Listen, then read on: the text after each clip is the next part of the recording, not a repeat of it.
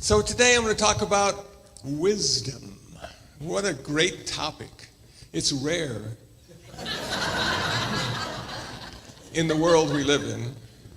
Wisdom is something that's often looked at in Buddhism as being one of the most important aspects besides practice. But the practice leads to wisdom.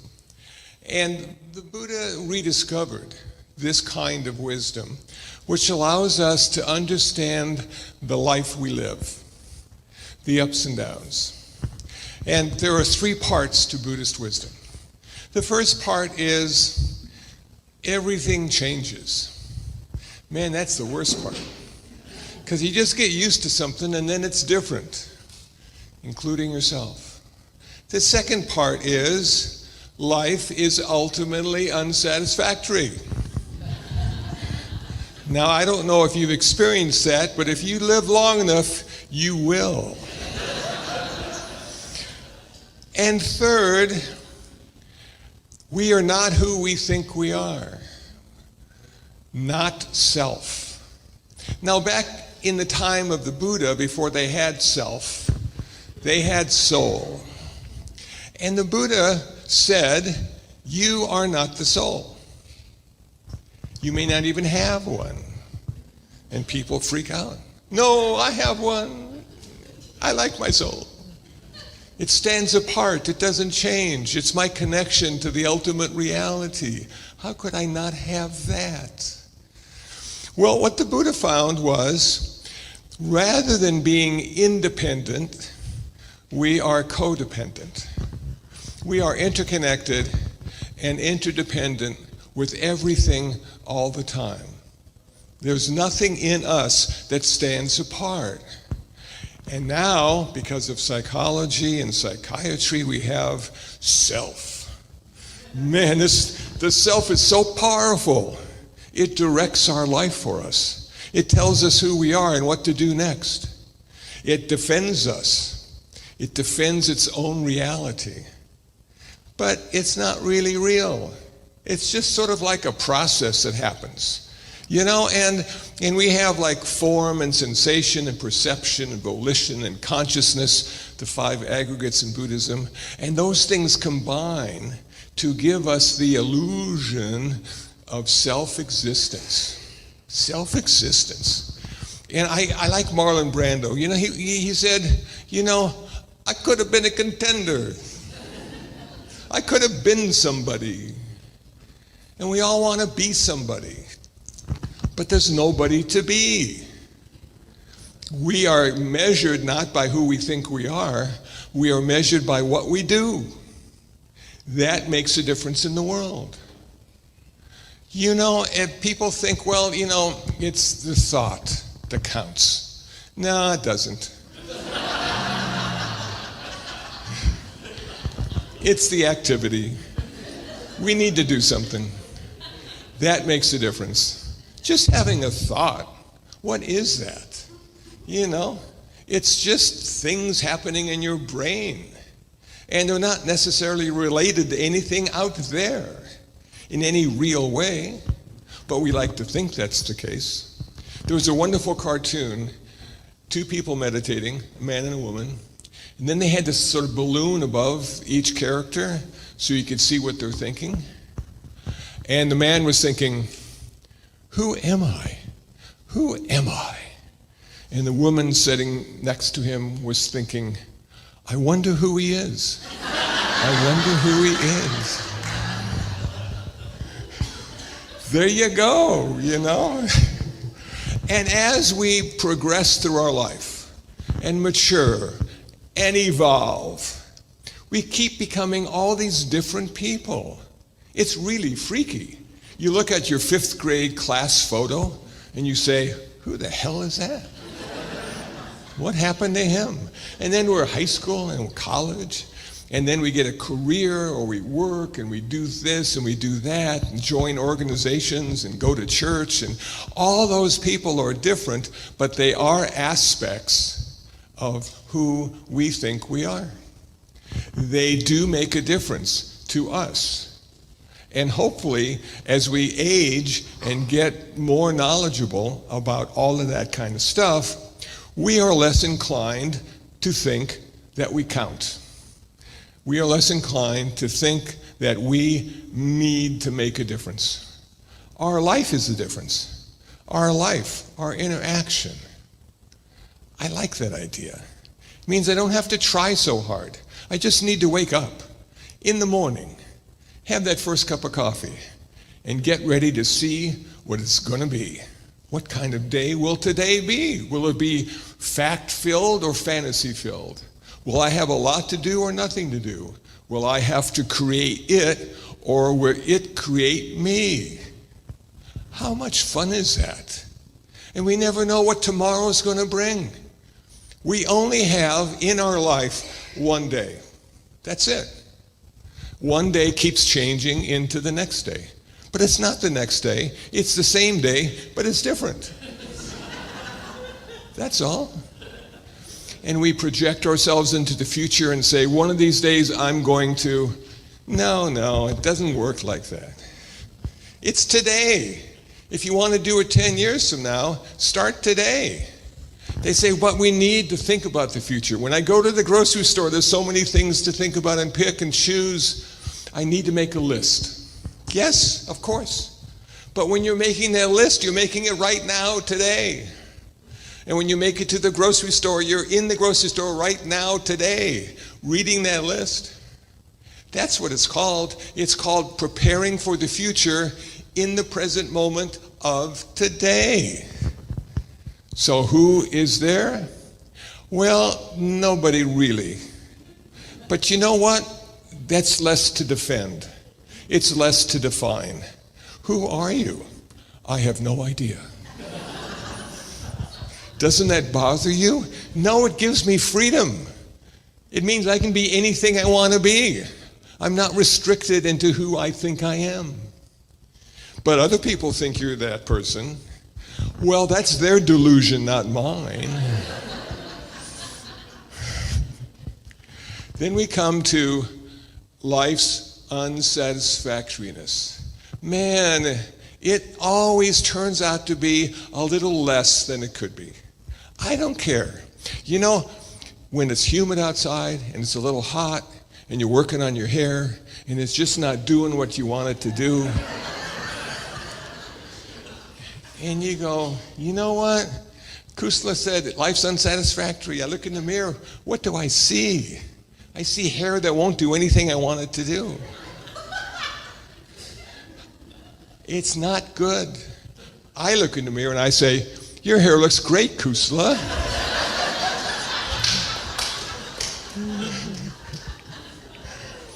So we got the little stuff to worry about, and we got the big stuff to worry about, like our existence.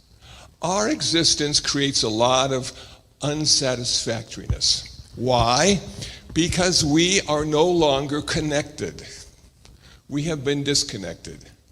It was important and it was necessary to be disconnected from the world. Okay? And why is that? Because we need to survive. Now, I take care of cats, and one of the cats just had some kittens. And they're just wonderful. They jump and they roll over and they have so much energy. But after a while, Mom stopped feeding them. And they would come and try to nurse a little bit, and Mom would, no, eat the cat food. Kusala brings the cat food every day, eat his food. And I'm looking at that, and I see it's just sort of a way of letting go of the little guys. That she has to prepare them to be alone in this giant universe of ours. And our mothers sort of did the same thing. You know, though they spent more time with us than the cat spends with the kittens. Mine, 18 years. She nursed me along and encouraged me and told me what to do and, more importantly, what not to do, which I did anyway. And then about 18, she said, you know, it's time for you to go. Really, Mom? Yes, I'm sorry, but you need to have your own life. Wow, okay. So it took me a couple years to let go, and find an apartment and find a job and find a car. I mean, it didn't happen overnight, but then I was sort of like I'd go visit my family. And they were always happy to see me the first couple days. How are you? You're looking good. By the way, when's your plane ticket? And I'm thinking, okay, yeah. So then you get that first job and the second job and the third job, and you just go, wow, will it ever end? No, it doesn't end. You just keep working and hoping and working and hoping, and then you say, if only I had this, if only I had that, but you never get this or that. And you just feel a little, oh, it could be better. It's never perfect. Sometimes it's good enough. Good enough is great, because that means it's not really bad, it's not really good, and when it changes, you won't mind so much. It'll be okay. So this underlying discomfort of existence, the Buddha talked about a great deal. And then we come to the third, which is called impermanence, change. None of us want to let go. We hold on. It's too important to let go. But if we can't let go, the next thing doesn't happen. So we have to do it. Now, I live in downtown Los Angeles, Koreatown. Man, it is noisy and loud all the time. I don't care what time of day or night it is. There are sirens, sometimes 3 a day, sometimes 15 a day. The sirens happen at night too. So I was reading Thich Nhat Hanh, and Thich Nhat Hanh said, in our monastery, oftentimes during the day, we'll ring the bell. And when the bell is rung, everybody stops doing what they do, stands there, and comes to their breath, going in and going out, going in and going out. Well, we have a bell at the center, rarely rung, and I thought to myself, this sounds like a great practice. What can I use to continually bring myself into the present moment? And then it dawned on me, the sirens. I'll use the sirens. Every time I hear a siren, I'll go to my breath. Breathing in, breathing out, breathing in, breathing out. And 20 minutes later, 50 minutes later, 2 hours later, the next siren. Another chance to practice. Breathing in, breathing out. Before, I used to be angry at the sirens. Now they become part of my practice. That I am able to find a way to get in the present moment experience of my breath throughout the day using the sirens as my practice. How cool is that? That I turned anger into gratitude. Ooh, kusala.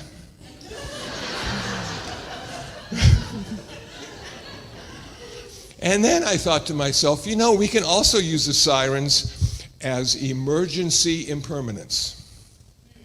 Yeah, something happened unexpectedly. We need first responders. It's changed. There's a fire. There was no fire there yesterday. There's a fire there today. We need the first responders. It changed. Earthquake. It changed. Hurricane. It changed. Those first responders are out there all the time dealing with the impermanence of living on this planet that's just revolving around the sun, minding its own business. And then it drives us crazy because we expect things to stay the same. We don't want it to change. It's a beautiful day today. It may not be tomorrow. Will that be okay with you? Can you let go of the beautiful day? Yeah, I suppose. Southern California, we have a lot of beautiful days. Nome, Alaska, maybe not so much. But yeah, I can let it go. Okay, what else can you let go of? Well, how about that person's name that you've never been able to remember? Is it okay to let go of feeling guilty about that? And just say to yourself, I don't care anymore. I'll just say hi, and that'll be good enough. They will think I know who they are. So letting go becomes an important practice for all of us. Because as we start to age, we let go of physical comfort and put up with physical discomfort. We let go of 20/20 vision, of hearing really good. We let go of a lot of things. Some of us have to let go of chocolate because our system doesn't want to accept it anymore. How bad is that? Can you let go of chocolate? I don't know. It's always on sale at Bond's, chocolate. I don't know. And then as we get older and older, have you noticed how many people are dying lately? Man.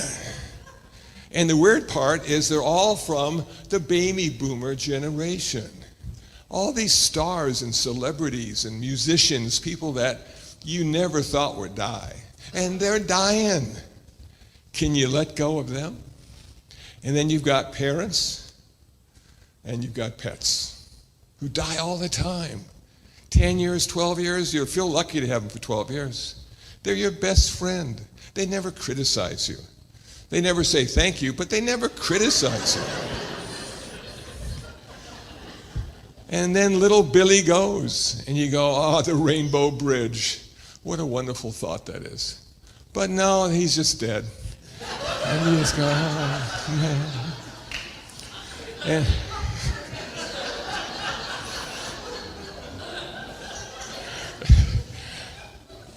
And then it's our turn. Now, I don't know if you thought about your turn, but that's part of the impermanence of being on this planet, that nothing lives forever.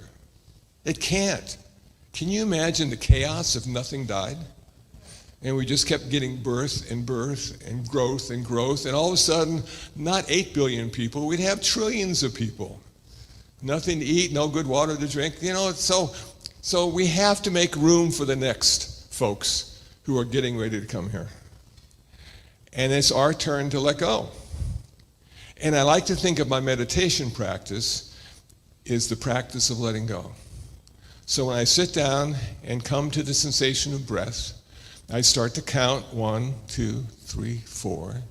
And once my mind is finally fixed on the sensation of breath, I let go of the counting and simply rest with a sensation. And the thoughts don't come very often. Sometimes little thoughts in the background are happening. But most of the time it's just a sensation of breath.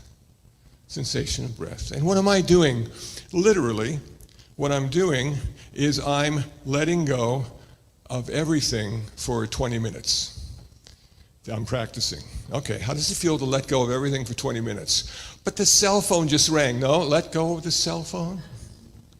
The football game's on. Football, 20 minutes, you can do it. My knee really hurts. No, don't worry. You'll walk again. Come on. 20 minutes, let go. And what happens? There's a certain sense of freedom in letting go. You don't have to be in control any longer.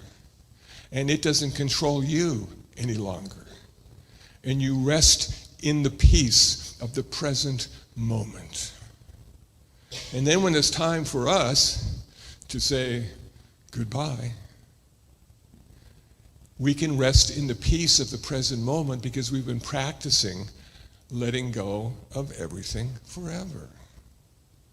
And then the next great adventure starts. If you're a Buddhist, we're talking rebirth, man. Maybe France. That sounds good. I'd like that.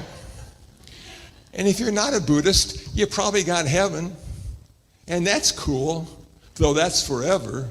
That's a really long time. And there's other options after we let go of this lifetime. This is not the end. This death gives us a new beginning. Yeah, cool. Okay, I like that thought.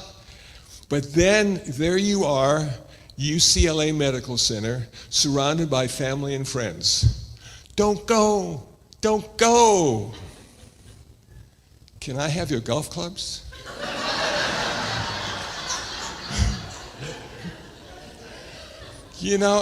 So we need quiet. Turn off the TV. Friends and relatives, other room, please. I've got some important business to do right now. I gotta let go, man. I gotta let go. And there you go. So these three aspects of Buddhist wisdom, impermanence, unsatisfactoriness, and not self, allow us to look at the world in a much different way and gain some new insights into what it means to be alive and human, in control and not in control. I thank you all for showing up today. It's really a pleasure for me to be able to come here out of LA and say thank you.